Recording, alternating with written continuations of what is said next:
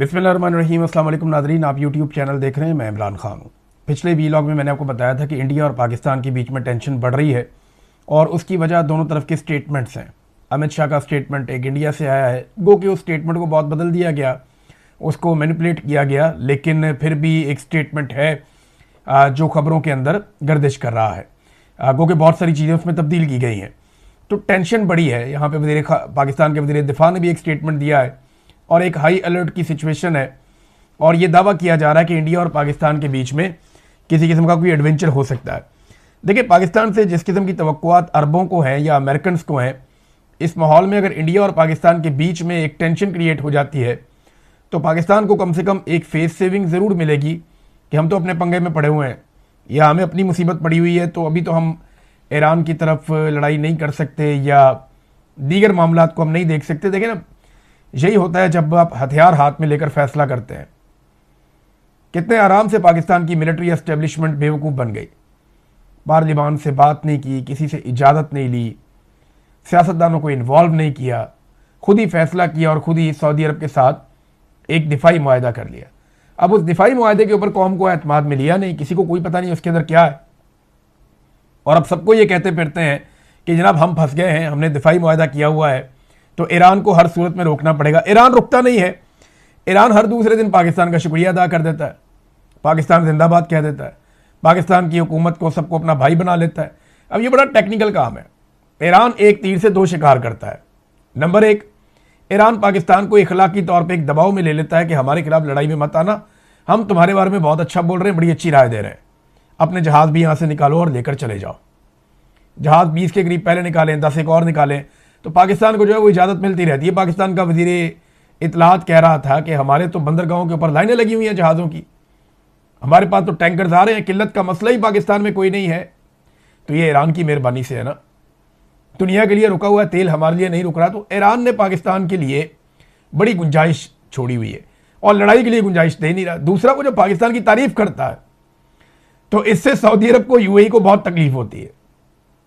वो कहते हैं यार पैसे हमने इनको दिए हुए हैं, अरबों डॉलर ये हमारा इतने अरसे से दबा के बैठे हुए अपने कौमी खजाने में, इनके लोग हमारे पास काम करते हैं, फॉरेन रेमिटेंस यहां से जाता है और ईरान इनकी तारीफें कर रहा है इस वक्त लड़ाई में, तो उन्हें ये चीज तकलीफ देती है।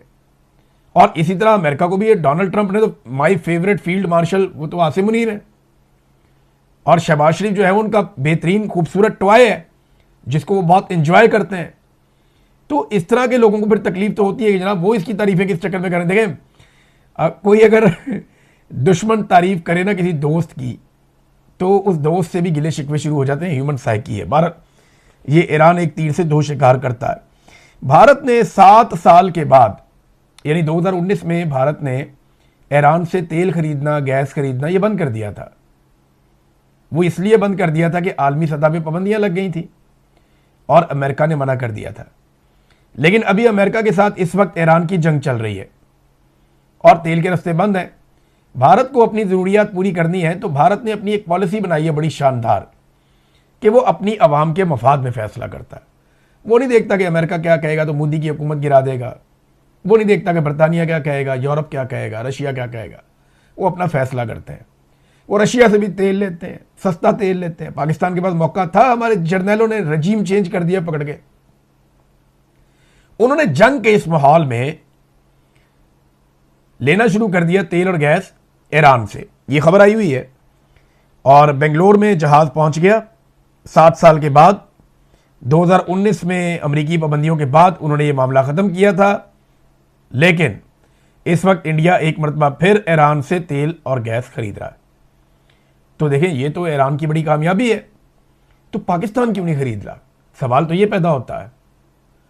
यानी पाकिस्तानी हुकूमत और पाकिस्तानी जर्नैल डोनाल्ड ट्रंप के पसंदीदा हैं, तो इनको भी इजाज़त दे देना कि ईरान से खरीद लें।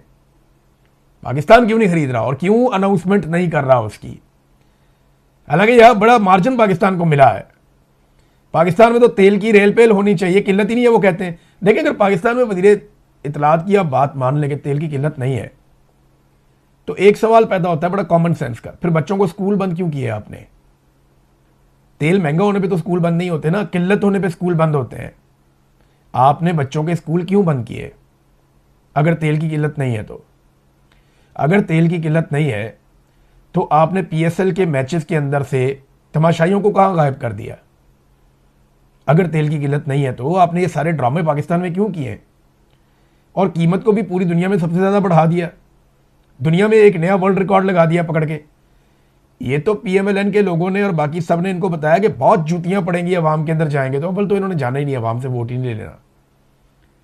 लेकिन ये 80 रुपए का लेवी वाला जो ड्रामा इन्होंने किया है, तो बाकी जो 80 रुपए बकाया है वो लेवी किसने लगाई है? कोई इसराइली वज़ीर आज़म ने लगाई है।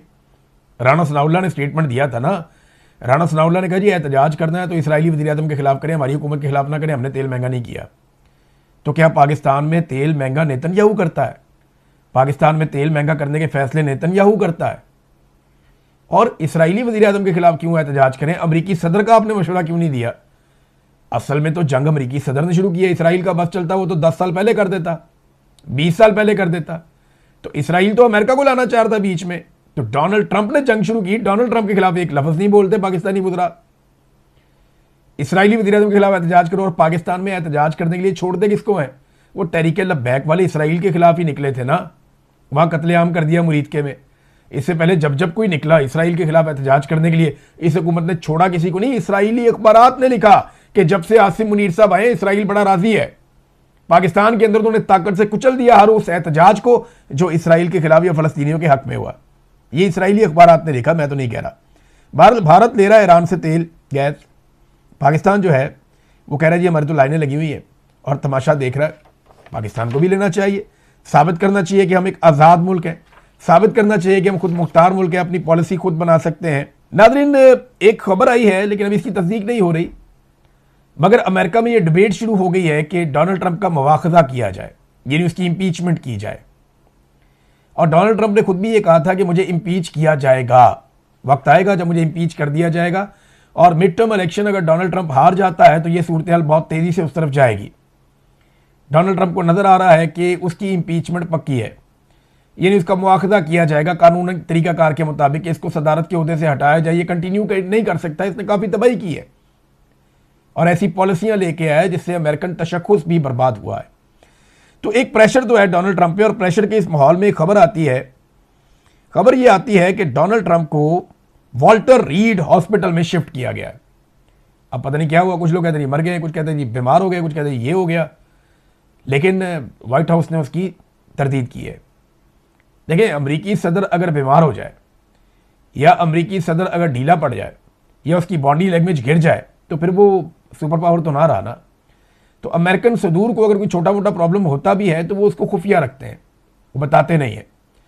अगर वाकई में डोनाल्ड ट्रंप हॉस्पिटल पहुंचे भी हैं, अव्वल तो वो तरदीद आ रही है ना, आप नहीं मान सकते, डोनाल्ड ट्रंप खुद भी सामने आ जाएंगे।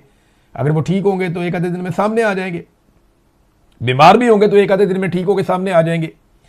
लेकिन अमेरिकन का ये एक बहुत बड़ा तरीक़ेकार है कि अमरीकी सदर को कभी वो कमज़ोर नहीं दिखाते, बीमार नहीं दिखाते, उसे मजबूत दिखाते हैं हमेशा, और इसी से वो दुनिया में खुद को सुपर पावर साबित करते हैं। तो डोनाल्ड ट्रंप अगर वाकई हॉस्पिटल पहुंचा भी है तो ये खबर आपको बाहर नहीं मिलेगी। तो पाकिस्तान जैसे छोटे मोटे मुल्कों में भी अगर कोई बीमार हो जाता है, अभी कुछ अर्सा पहले एक खातून है, वो ज़हनी मर्ज़ के अंदर उन्होंने दवाइयाँ खा ली बहुत सारी, और 14-15 गोलियाँ खा ली उन्होंने घर के अंदर लड़ाई करके। वो खातून को ले जाया गया अस्पताल के अंदर, वो डॉक्टरों ने मैदा वॉश करके 14 गोलियाँ उस डॉक्टर ने निकाली हैं। मेरे भाई ये पक्की इन्फॉर्मेशन है। वो खातून के घर के अंदर झगड़ा हुआ, उसने गोलियां खा ली पकड़ के, और वो खातून जो है वो तगड़ी बड़ी सियासतदान, आप जानते हैं सब उसको, तो टिकटॉक का बड़ा शौक है उसे।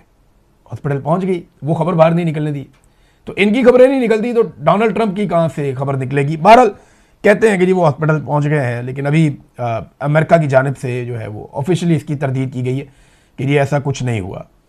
अब ईरानी तज्जियाकार ने एक इतना बड़ा दावा कर दिया है कि ये वाकई में एक परेशान होने वाली बात है अमेरिका के लिए, अगर तो ये सच है तो। देखें, जंग में प्रोपेगेंडा बहुत काम करता है और प्रोपेगेंडा के लिए मीडिया को इस्तेमाल किया जाता है।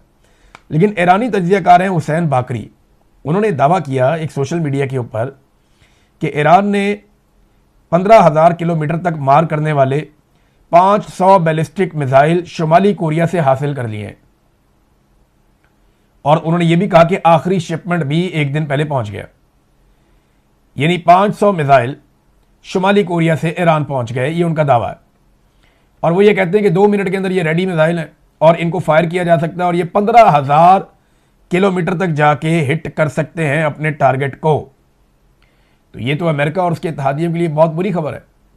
15,000 किलोमीटर का मतलब आप जानते हैं, और ये 500 मिसाइलों की तादाद का मतलब आप जानते हैं। मुझे इस खबर की सदाकत के ऊपर शक है, लेकिन वो ये दावा कर रहे हैं। बहुत मुमकिन है कि ये इस तरह हुआ भी हो। बहुत से ऐसे रास्ते हैं जहां से मिसाइल पहुंचाए जा सकते हैं। रशिया ने जो इमदादी सामान पहुंचाया है ईरान को, उसके बारे में दावा किया जा रहा है कि वो इमदादी सामान नहीं है, वो दिफाई सामान है जिसको ईरान इस्तेमाल कर रहा है। और गुज़िश्ता एक हफ्ते से हम देख रहे हैं कि ईरान की फ़िज़ाई दिफाई हदूद जो है, जो फ़िज़ाई हदूद है, उसका दिफा बड़ा मजबूत हुआ है और वो गिराना शुरू हो गया अमेरिकन तैयारे। और जैसे कि मैंने आपको पहले बताया था कि वो एक स्पेशल टेक्नोलॉजी से गिरा रहा है जिसको इंफ्रारेड आप कहते हैं, वो हीट के ज़रिए से डिटेक्ट करते हैं और मारते हैं। तो अमेरिकन ये एक्सपेक्ट ही नहीं कर पा रहे थे कि ईरान ऐसे भी करेगा। बहरहाल अगर ये हथियार आ गए हैं तो मैं आपको वैसे बता देता हूं कि अमेरिका का ईरान से फासला कितना है। स्टेट फासला वो है लगभग 11,500 किलोमीटर, और ये जो मिसाइल है इनकी रेंज बताई जा रही है 15,000 किलोमीटर। तो फिर तो पूरा का पूरा अमेरिका ही रडार पे आ गया ईरान के। ये तो अरब ममालिक में जो वो मारता है, ये 2,000 किलोमीटर वाले उनके मिसाइल हैं, या इससे थोड़ा ऊपर नीचे। तो ये इसराइल तक चले जाते हैं। अभी इसराइली मीडिया ने दावा किया है कि ईरान के पास अभी भी 1,000 से ज़ायद ऐसे मिसाइल मौजूद हैं, और ये बैलिस्टिक मिसाइल्स हैं जो इसराइल तक बड़े आराम से पहुंच सकते हैं और टारगेट को हिट कर सकते हैं। ये दावा किया गया है इसराइल की जानिब से। तो लुब्बे लुबाब ये है कि अगर ये बाकरी साहब की खबर सच है, जो तजियाकार हैं ईरानी, तो ये अमेरिका के लिए बहुत तशवीश की बात है। और डोनाल्ड ट्रंप का मामला यह है कि उन्होंने पहले 2 दिन का टाइम दिया, फिर 5 दिन का टाइम दिया, और उसके बाद 10 दिन का टाइम दिया, और अब 10 दिन का टाइम खत्म होने में भी लगभग कुछ 36 घंटे रह गए हैं। अब से चंद घंटे पहले जब मैं ये वीडियो रिकॉर्ड कर रहा हूं, डोनाल्ड ट्रंप ने अल्टीमेटम दिया कि 48 घंटों का अल्टीमेटम दे दिया कि जनाब शदीद तरीन हमले होंगे, फौजी और हथियार मिडल ईस्ट में बहुत बड़े पैमाने पर उन्होंने पहले ही पहुंचा दिए हैं। तो ट्रंप की ये जो स्टेटमेंट है कि अब बहुत शदीद हमले होने जा रहे हैं ईरान के ऊपर, इसकी तैयारियां, नेतन्याहू ने भी स्टेटमेंट दे दिया है, उसने भी कहा कि अब हम हमले करेंगे। और वो लगातार जो हमले कर रहे हैं उनमें कुछ हमले बूशहर के नज़दीक जो उनका एक पावर प्लांट है उसके बहुत करीब करीब धमाके हुए हैं ईरान में, और ये बड़ी तशवीश की बात है। वजह यह है कि ये ईरान का वाहिद एटमी प्लांट है जो अभी फंक्शनल है। यहां पे रूसी वर्कर बहुत बड़ी तादाद में काम करते हैं। रशिया ने अपने आहिस्ता आहिस्ता वर्कर निकालना शुरू कर दिए हैं। अभी उन्होंने अपने 198 अमले के मजीद लोग वहां से निकाले हैं, और वार्निंग दी है कि यह ताबकारी फैल सकती है। अगर यह ताबकारी फैलती है तो अब्बास अराक्ची जो वज़ीर ख़ारजा ईरान के, उन्होंने यह कहा कि जौहरी प्लांट से ताबकारी अगर फैलती है या कुछ ऐसा होता है तो ईरान और खलीज में जिंदगी का खात्मा हो जाएगा। ये इतनी बड़ी तबाही होगी अगर यह ताबकारी फैलती है, तो बड़ी मुसीबत बन जाएगी, बहुत बेशुमार बीमारियां फैल जाएंगी, हालात बहुत मुश्किल हो जाएंगे इस खित्ते में रहने, पाकिस्तान तक के लिए मुश्किलात पैदा हो जाएंगी। दूसरा, एक जो तर्जुमान है उनकी फौज के, उन्होंने भी स्टेटमेंट दिया। उन्होंने कहा अगर ये जंग बढ़ती है, जैसे कि ट्रंप कह रहा है 48 घंटे के बाद हम तनसीबात पे हमला करेंगे, क्योंकि पीट हेग्सेट जो ट्रंप का वजीर दिफा है, उसने ये दावा किया और उसने ट्रंप को ये मशवरा दिया, और ये अमेरिकन मीडिया के ऊपर रिपोर्ट हो रहा है कि अमेरिका सीरियसली इस बात को अब दुरुस्त समझता है कि ईरान के इंफ्रास्ट्रक्चर को निशाना बनाना ठीक है। पुलों को तबाह करें, यूनिवर्सिटियों को तबाह करें, अस्पतालों को तबाह करें, जो ऑयल तनसीबात हैं उनको तबाह करें, जो बाकी प्लांट्स हैं, पावर प्लांट्स हैं, उनको तबाह करें। तो ईरान को पीछे पत्थर के ज़माने में धकेल दें। लेकिन ईरान ये कहता है कि अगर जंग बढ़ी तो पूरा